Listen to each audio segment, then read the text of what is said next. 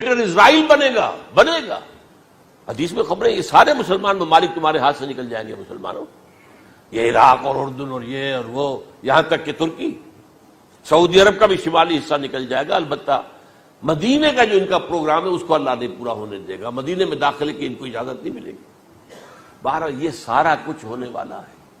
وہ وقت بھی آنے والا ہے کہ حضور کی ایک حدیث کے مطابق ایک شخص کے 1000 بیٹے ہوں گے تو 999 ختم ہو جائیں گے، ایک بچے گا۔ یہ وقت بھی آنے والا ہے کہ حضور فرماتے ہیں اتنی بڑی جنگ ہوگی، اتنی خوریزی ہوگی کہ پوری زمین اٹ جائے گی لاشوں سے۔ تو پرندہ جو ہے کوئی، ایک تو پرندے ہوتے ہیں کہ جو مردار خور ہے، گدھ ہے، وہ تو بڑی خوشی سے اتریں گے، تناول فرمائیں گے لاشوں کو۔ اسی طریقے سے کوے ہیں، چیلے ہیں، لیکن جو نفاست پسند پرندے ہیں وہ لاش کے اوپر اترنا نہیں چاہتے۔ تو ایک پرندہ اڑتا چلا جائے گا، اسے کہیں زمین پر اترنے کی جگہ نہیں ملے گی، لاشیں ہی لاشیں ہوں گی، یہاں تک کہ وہ تھک ہار کر اس کے جو ہے پر جواب دے جائیں گے، گرے گا تو لاش پر گرے گا۔ یہ وقت آنے والا، اور یہ یہودیوں کے ہاتھ میں، یا یہودیوں کے جو سپورٹرز ہیں اس وقت، جو ان کے ہاتھ میں اعلی کار ان کے ہاتھوں آنا ہے۔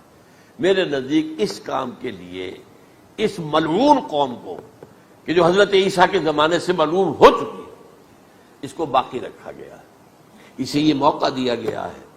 اس نے اسرائیل بنا لیا ہے، تقریباً 2000 سال کے بعد وہ دوبارہ آ کر آباد ہوئے اس سرزمین میں جہاں سے نکال دیے گئے تھے 70 عیسوی کے اندر۔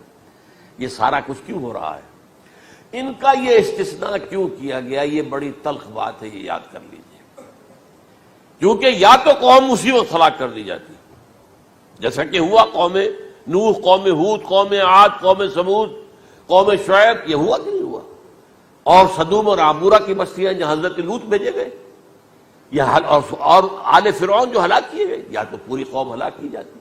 نہیں، یہ یوں سمجھیے کہ اس پورے معاملے کو درمیان میں سے ایک وقفہ دے دیا گیا، حضرت عیسیٰ کو اٹھا لیا گیا، اور حضرت عیسیٰ دوبارہ آئیں گے۔ یہ کیوں کیا گیا؟ اب اس میں بڑی تلخ بات آپ سے کہہ رہا ہوں، یہ آپ کے لیے قبول کرنا آسان نہیں، حلق سے نیچے اٹھنے کی مشکل سے۔ اس قوم کو زندہ رکھا گیا ہے جو ملعون اور مغضوب علیہم قوم ہے۔ سب سورہ فاتحہ میں مفسرین لکھتے ہیں ضالین یہ نصارہ ہیں، اور مغضوب علیہم یہ یہودی ہیں۔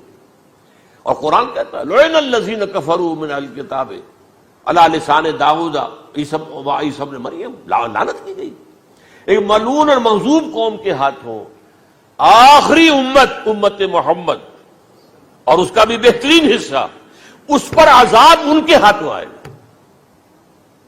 عربوں پر عذاب یہودیوں کے ہاتھوں، اس لیے ان کو بچایا گیا۔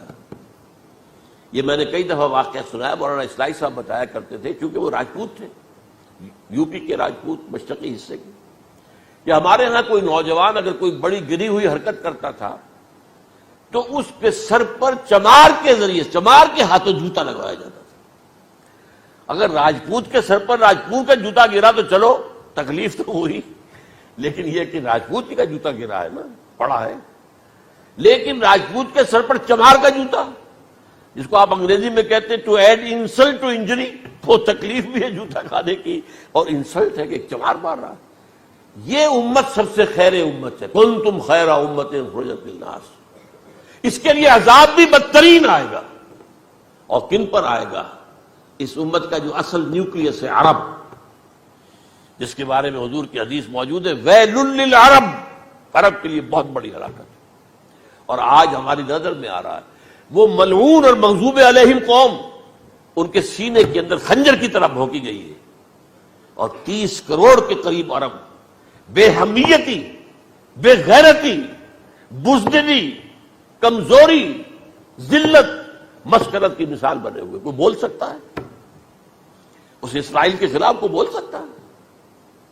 30-35 لاکھ آدمی ہے اسرائیل کے اندر یہودی، اس سے زیادہ تو امریکہ میں 50 لاکھ کے قریب، کل 1.25 کروڑ آدمی ہے یہ یہودی پوری دنیا کے اندر۔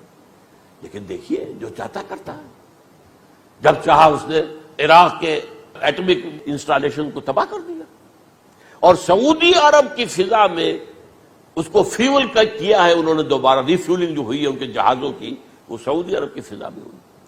اللہ تعالیٰ نے یہ کوڑا ان مسلمانوں کے لیے رکھا ہوا ہے کہ جن کے رتبے ہیں سوا، ان کی سوا مشکل ہے. جتنا اونچا مقام اللہ نے دیا عربوں کو، ان میں حضور کو اٹھایا، ان کی زبان میں اپنا آخری کلام نازل کیا، تو ان کی ذمہ داری بھی بہت ہے. جن کے رتبے ہیں سوا، ان کی سوا مشکل ہے.